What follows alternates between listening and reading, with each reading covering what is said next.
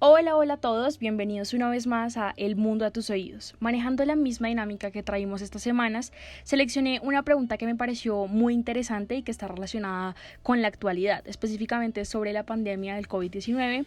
Y pues esta pregunta fue, ¿qué pasa con el COVID-19 en África? Bueno, como sabemos, en este año que llevamos de pandemia hemos visto que se habla mucho del COVID y cómo este ha sido manejado por las grandes potencias mundiales, pero es necesario preguntarnos qué pasa con el resto. Entonces es por esto que la sección de esta semana será sobre la pandemia en África.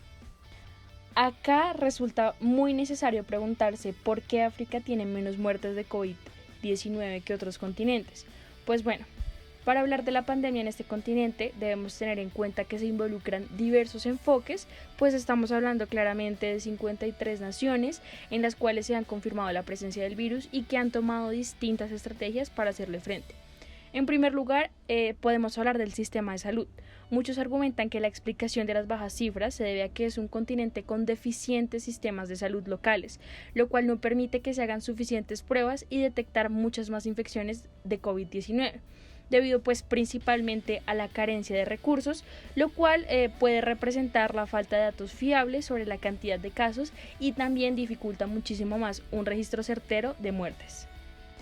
Ahora, pues hablando de otra cosa, hay países que han tomado medidas drásticas desde el principio, han sido mucho más decisivos y han tomado medidas eficientes desde muy temprano. Por ejemplo, tenemos a Ruanda, que fue uno de los primeros en implementar un confinamiento cuando se tenían alrededor de 20 casos confirmados. Entonces lo que hicieron fue detener los vuelos internacionales, impedir esa salida y esa entrada de personas, pero pues sin embargo hay otros que aún siguen como en negación y no toman con seriedad la implementación de medidas para prevenir la propagación de la enfermedad con mucha más rapidez, como por ejemplo lo es el caso de Tanzania. Bueno, otro punto que creo que es importante y muy interesante para explicar toda esta situación es la experiencia con algunas epidemias. Aunque la pandemia del coronavirus es la crisis sanitaria más grave que esta generación ha vivido, está lejos de ser la primera, especialmente en África. Este es un continente que ha enfrentado fuertes epidemias de malaria, de tuberculosis, del cólera, del VIH y del ébola. Entonces todas estas enfermedades han cobrado vidas, pero también han obligado a la comunidad científica y médica africana a innovar. Su población está acostumbrada a reaccionar rápidamente, a utilizar voluntarios en las poblaciones rurales. Creo que eso les ha permitido hacer circular información sobre las medidas de prevención y aplicarlas a tiempo. Respecto al ébola, pues este era un problema que todavía estaba allí cuando se declaró la pandemia de COVID-19. Esto significa que algunos países africanos ya contaban con la infraestructura de detección en los aeropuertos. Entonces el brote del ébola en África Occidental también como que le enseñó a África la importancia de detectar casos rápidamente, de tratar los casos confirmados y como todo este tema de aislar a la comunidad debidamente, y pues que son factores que influyen ahora con la pandemia, que a muchos países les tocó muy fuerte y que no supieron manejarlo debidamente en su momento.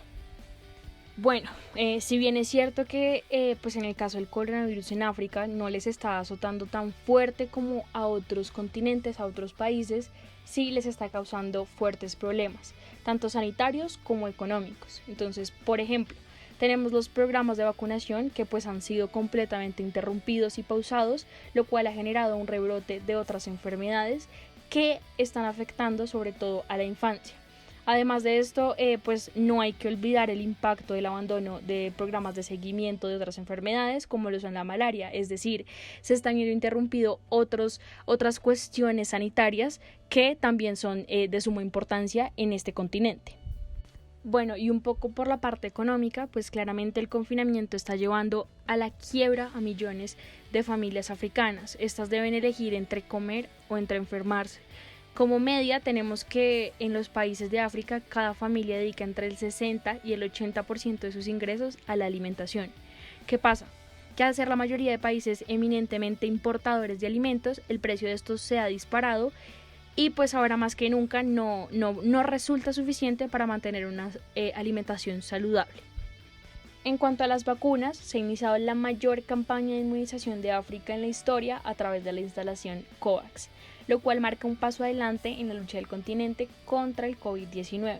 Es un cambio muy bienvenido para sacar a los países africanos de los márgenes y volver a la carrera de la vacunación, corrigiendo la evidente desigualdad que ha sido un desafortunado sello distintivo del lanzamiento mundial de vacunas hasta la fecha. Podría decirse que COVAX es ahora quien lleva la esperanza a África. También está el caso de Marruecos, que al día de hoy es el país que lidera la producción de vacunas en África. Para finalizar, aún no sabemos qué pueda suceder con el avance de la interacción entre el virus y las personas y pues todo esto del proceso de vacunación. Aún así, siento que queda una cosa clara y es que los efectos secundarios de la pandemia serán un verdadero reto para África.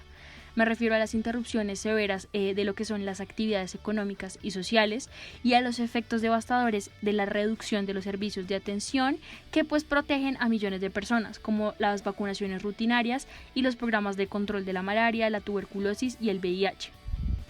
De igual forma, el desarrollo de África depende en gran parte de la ayuda internacional. Los programas de emergencia son necesarios, pero es fundamental llevar a cabo otras medidas adicionales que ya se están planteando desde diferentes organismos internacionales. Un trabajo continuo y sostenido en el tiempo es necesario, y en cuanto a la cooperación, al desarrollo y a las ayudas humanitarias son esenciales para poder dar respuesta a una crisis como esta.